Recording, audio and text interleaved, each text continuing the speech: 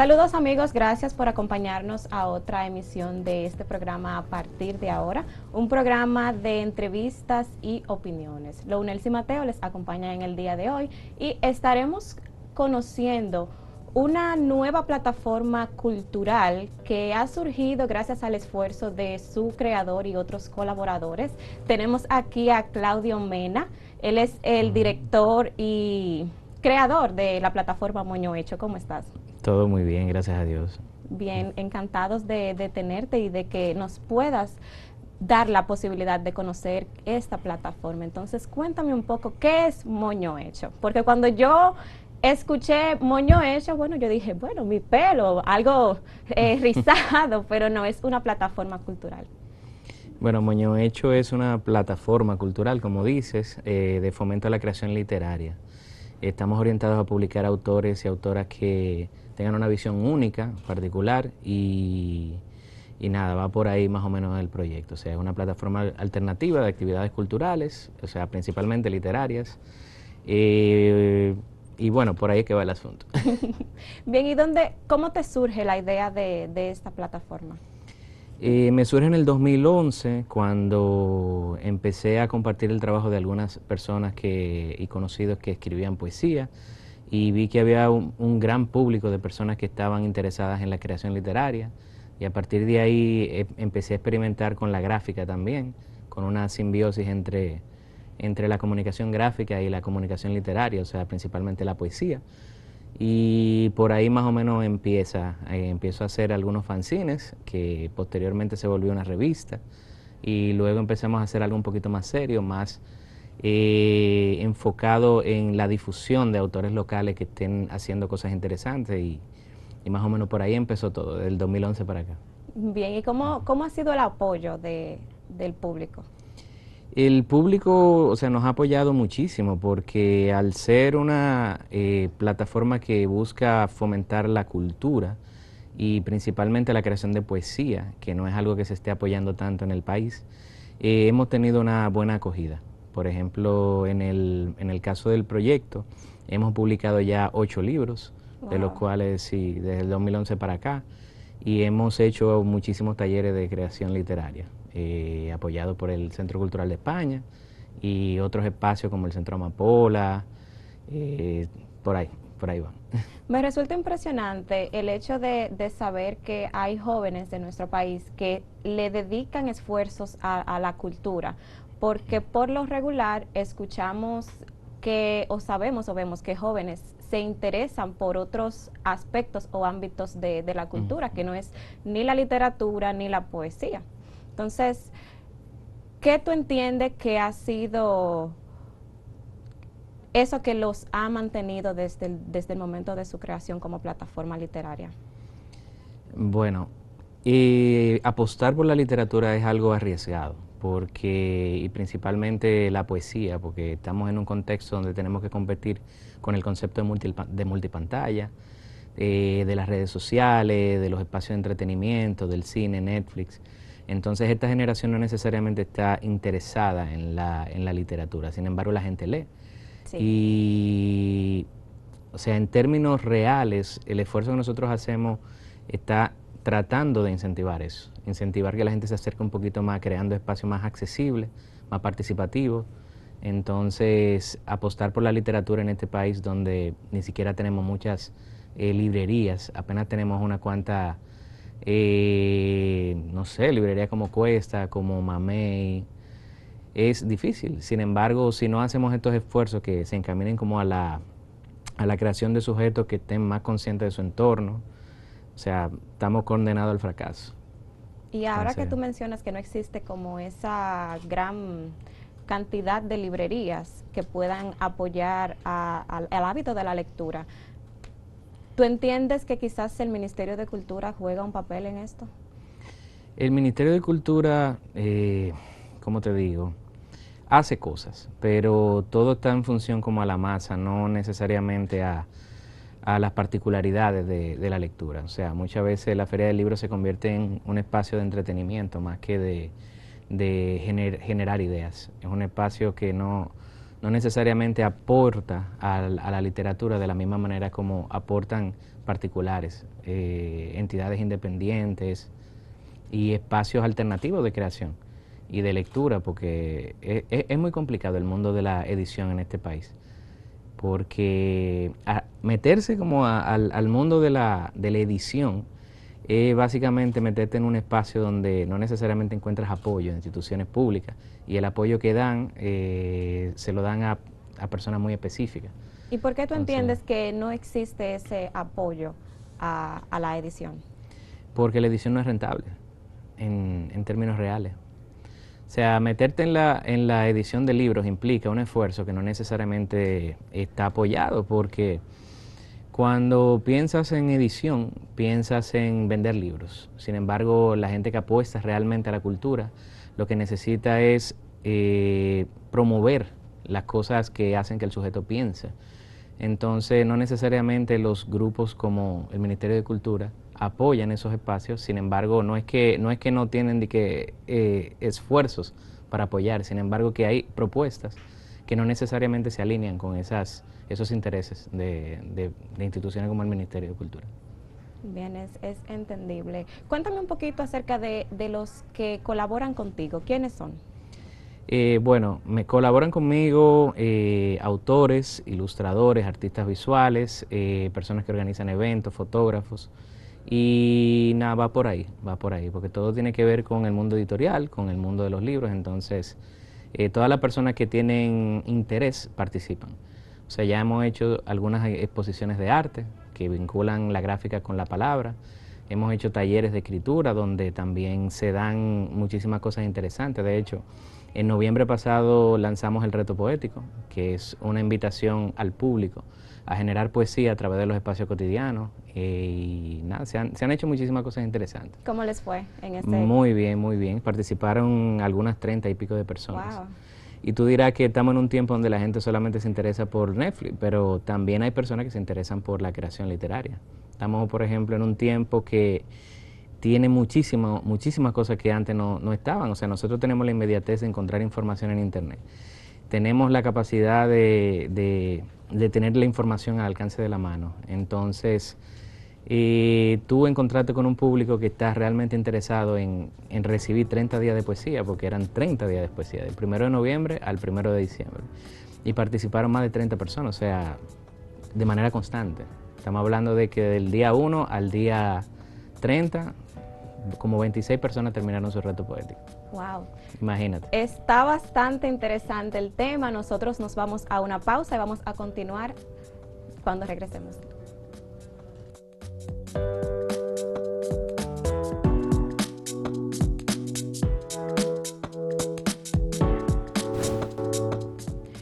Bien, amigos, estamos de regreso. Gracias por la sintonía. Estamos conversando en el día de hoy con Claudio Mena. Él es el director o creador de Moño Hecho.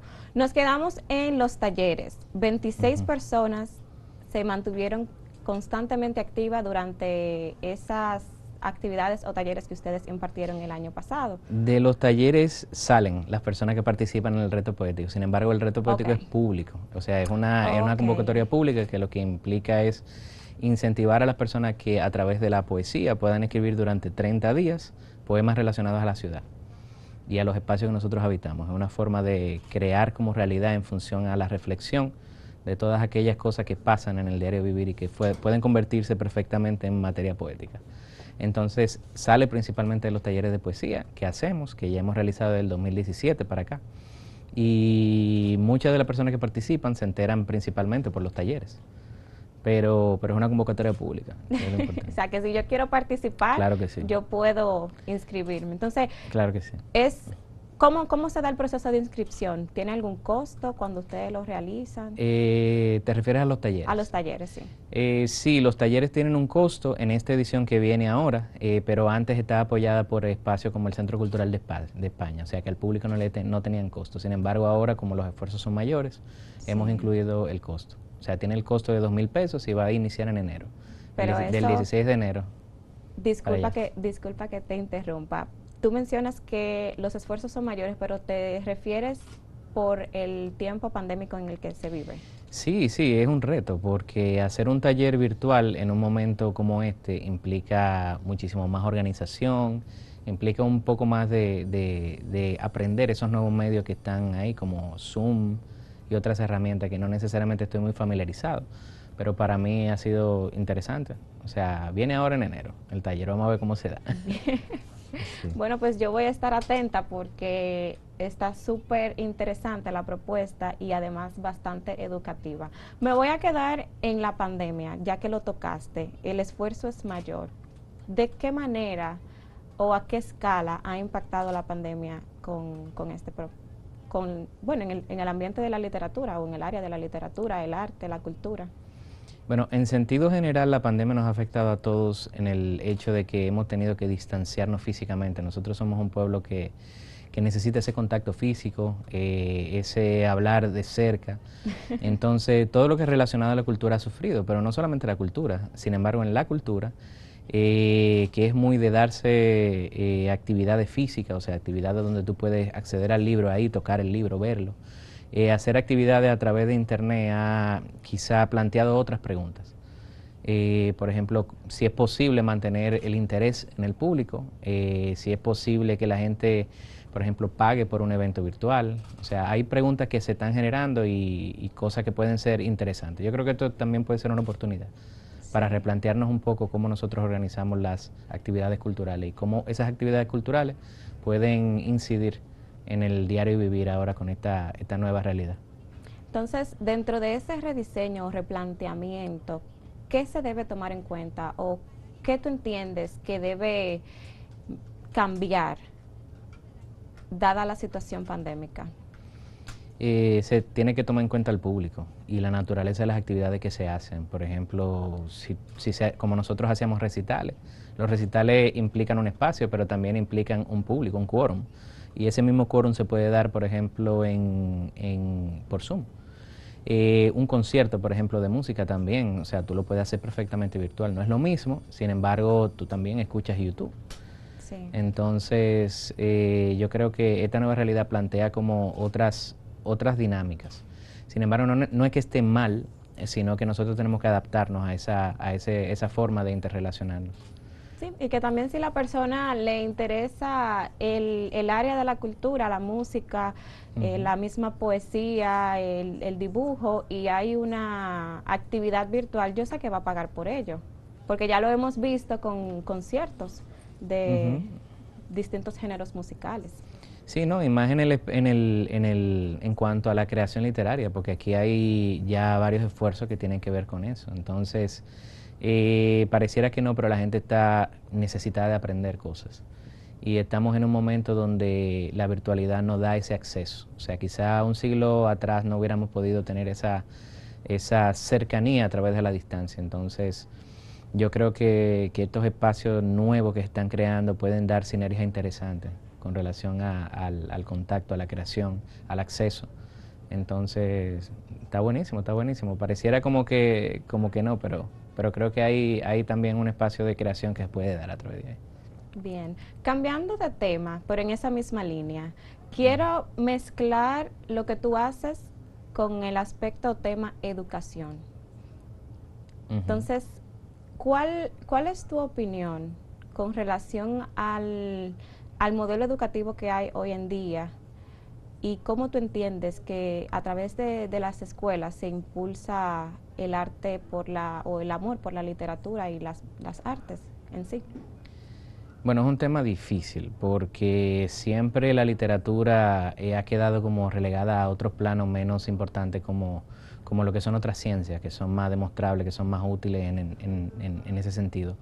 En este país, lamentablemente, no hay como un amor por la literatura en parte de los docentes que dan clases en los colegios. Y a mí yo tuve suerte en ese sentido, encontré a una profesora que realmente le gustaba lo que hace, lo que es enseñar, pero no hay tampoco un programa que incentive la reflexión crítica en las personas que están en los colegios. O sea, la mayoría de los programas están hechos como para cumplir una serie de preguntas, de Parámetros. parámetros establecidos. Sin embargo, la creatividad siempre se debe dejar como algo ajeno.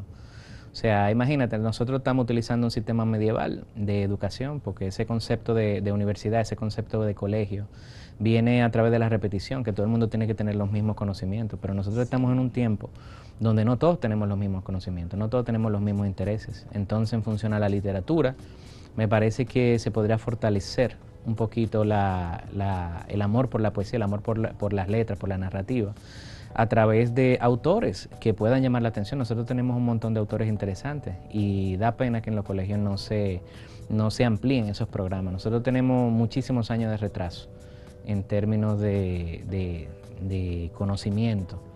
Y también pasa de que, o sea, como te decía ahorita, la literatura tiene que competir con otras cosas. Bien, espérateme ahí un momentito, nos vamos a pausa y cuando regresemos vamos a continuar porque me interesa muchísimo lo que tú estás diciendo ahora. No se muevan, por favor. Somos Grupo Acento, acento.com.do y Acento TV. Hacemos contenido informativo y de entretenimiento con la mayor calidad posible.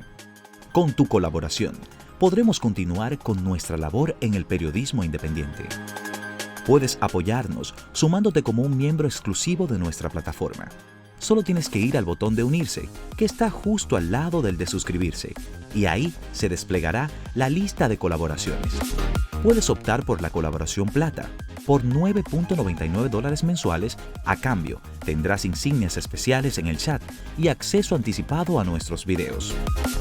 Con la colaboración oro, tendrás insignias especiales, acceso anticipado a videos y videos del detrás de cámara de los diversos programas por tan solo $19.99.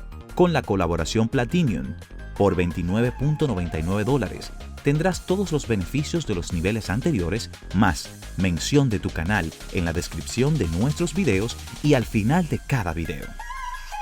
Puedes cancelar tu colaboración en cualquier momento. Contamos contigo. Somos Grupo Acento y junto a ti seguiremos haciendo la diferencia.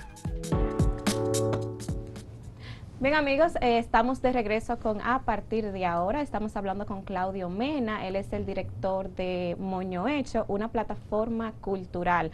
Nos quedamos antes de ir a pausa con el sistema educativo. Mencionabas que nuestro sistema trabaja un tanto de manera medieval, que estamos programados para memorizar y no para quizás aprender a generar o ser críticos o a desarrollar el pensamiento crítico. Y me decías también que la literatura quizás no se fomenta, que preferimos las ciencias porque son más comprobables. Bueno, sí, o sea, cuando te decía ahorita que estamos como en un sistema que tiene muchísimos años de atraso, es precisamente porque la forma en la que se ha construido la enseñanza parte del concepto de que todos necesitamos los mismos conocimientos, cuando no es cierto. O sea, nosotros primero no necesitamos todos los conocimientos y no todos tenemos que dominar lo mismo. En vez de quizá de valorizar cosas como un examen, una evaluación teórica, o sea, ¿por qué tú no planteas preguntas y tú analizas la capacidad que tienen los individuos de generar ideas a través de problemas? Y de, no sé, hacer la educación un poquito más humana, porque el asunto es que el sistema sea estructurado basándose en esos principios. Y lamentablemente no se fomenta la creatividad, no se fomenta como esos espacios de intercambio, de diálogo, de reflexión, de contrastes de ideas. Y por eso es que nosotros tenemos sujetos que no se interesan como por nada más que ver la pantalla de un celular, por ejemplo. Mira, y que por la pantalla de un celular tú puedes aprender muchas de todo. cosas. Tú sabes la cantidad de cosas que hay gratis en internet que la gente puede acceder. Hay muchísimos libros, hay muchísimos programas de enseñanza, incluso gratuitos. Y hay gente que los aprovecha, pero es lo que te digo, tampoco hay como conocimiento de eso. O sea, entonces, por eso es que quizás no le tenemos amor a la literatura. ¿Y en cuanto a la lectura? La gente lee, realmente. El asunto es qué lee. O sea, si tú le preguntas a un estudiante universitario cuántos libros lee al año, no te va a decir ni siquiera un libro, 2 libros. Sí. Y da pena. Por ejemplo, hace mucho me enteré de una colega de una amiga que hizo un estudio principalmente en eso, en cuántos libros y cómo es el proceso de lectura. Y determinó en su trabajo de tesis en la universidad de que los estudiantes, por ejemplo, de periodismo no leen libros. Y eso es algo terrible. Chocante. ¿Tú me entiendes? Entonces, con eso voy de que no es que la gente no lee, es que lo que lee no necesariamente son libros. O sea, la gente vive constantemente leyéndose los chats en WhatsApp. Eso es lectura. Sin embargo, no es el tipo de lectura que tú aprovechas, que te nutre como el espíritu, que te hace preguntarte cosas. Y yo creo que lo que debería hacerse es encaminar como todos esos esfuerzos que están aislados, que tienen que ver con la comunicación y ver cómo nosotros orientamos a la producción de ideas. Sí, y ¿tú crees que eso se debe a que también, porque antes en la escuela a mí me ponían a leer libros como la Ilíada, la Odisea y la 100 años de soledad? ¿Tú crees que quizás el formato, la escritura de esos libros conviene a los tiempos actuales? Porque puede ser que por la manera en la que está escrito, la gente no se sienta atraída por esos libros, aunque esos libros sí te llenan y te proveen muchísimas cosas. Mira, yo creo que la gente está ávida de historias. La gente se pone a ver películas en Netflix, que son historias, que es narrativa, o sea, nosotros tenemos todos los siglos del mundo interesándonos por las historias. Entonces, el punto, tú dirás, es el formato, que es a través de una pantalla, que es un video. Hay muchísimas formas. Quizá este tiempo está demandando otras formas de acceder a las historias, pero hay interés por las historias. O sea, a diario tú te das cuenta de eso. La gente, tú llegas al trabajo y lo primero que hace es hacerte una historia de lo que hizo el fin de semana. Y esas son historias también. Por ejemplo, los padres de uno a cada rato tienen historia de cuando estaban jóvenes. Entonces hay una necesidad de escuchar historias, de aprender cosas. Pero es como te digo, o sea, quizá la pregunta sería si el formato libro es seductor para un público joven o si hay que buscar otras maneras de llegar a ese público. Por ejemplo, en el caso de la poesía, la gente se interesa más por poesía que es acompañada de música o acompañada de algo visual, pero a mí me parece que el formato libro como tal siempre va a ser el soporte por excelencia, porque lo digital muere como muy rápido. O sea, ahora mismo estamos haciendo una entrevista que no sé si dentro de una semana la gente se va a acordar de esa entrevista, por ejemplo. Y eso pasa con todo. La gente está tan sobreexpuesta a la información y con tanta sobreabundancia de información que no necesariamente digiere todo eso. Sin embargo, cuando tú lees un libro, ese libro se queda, la narrativa que ese libro da, se queda en un estante por décadas. Tú puedes acceder a ese libro, pues ese libro está ahí, un objeto físico. Sin embargo, lo virtual se diluye mucho. Entonces, ese es el gran problema que tienen los formatos digitales, que la gente lee algo, pero no necesariamente lo recuerda. A mí en lo personal me gustan los libros físicos porque me gusta como sentir el olorcito a hoja, tocarlos, subrayarlo. Hay un contacto más cercano con el libro, como objeto físico, o sea, como un objeto que tiene historia. Todos los objetos tienen historia, el libro más todavía. Sí. ¿Tú crees que la nueva generación se interese por la literatura, la poesía? Yo creo que sí, yo creo que hay un gran público que se interesa por la poesía. De hecho, hay poetas que son de esta generación y personas que están utilizando medios digitales. Yo tengo una amiga que está haciendo una novela por Twitter, imagínate. Wow, una novela por Twitter. Por Twitter, una novela interminable por Twitter. Ya te puedes imaginar. Entonces, la pregunta sería, ¿cómo tú logras utilizar esas herramientas virtuales para generar otros contenidos y otros accesos a la literatura? Creo que por ahí... Ese sería un buen tema. Uh-huh. ¿Y qué recomendarías tú en ese caso? Analizar quizá cuáles son los hábitos de la mayoría de la gente que le interesa la literatura y ver cuáles son los hábitos de la gente que no. Por ejemplo, Moño Hecho lo que está tratando es de captar a la gente que sí está interesada por la literatura y en base a eso crear espacios donde se puedan dar esas ideas. Por ejemplo, los talleres son un espacio perfecto para eso, o sea, se hacen un montón de actividades. Se hacen algunos 30 ejercicios de escritura creativa, se ponen muchísimos materiales de lectura y también, no sé, acercar un poquito a la idea, al público, a la idea de que la literatura no es algo ajeno, que no es algo de los intelectuales solamente. O sea, un libro es como un pedazo de historia en un pedazo de papel, tú sabes. Entonces, acceder como esas ideas a ese terreno de la imaginación que hace que nosotros podamos crear otras realidades es necesario, es importante. Y yo creo que si la gente que no necesariamente está con cercanía a estos temas, si viera que la literatura es más accesible, que es más, que puede ser más cercana, creo que el interés sería mayor en ese sentido. La creatividad, ¿tú crees que toda persona puede ser creativa? Toda persona es creativa en algún punto, sí, claro.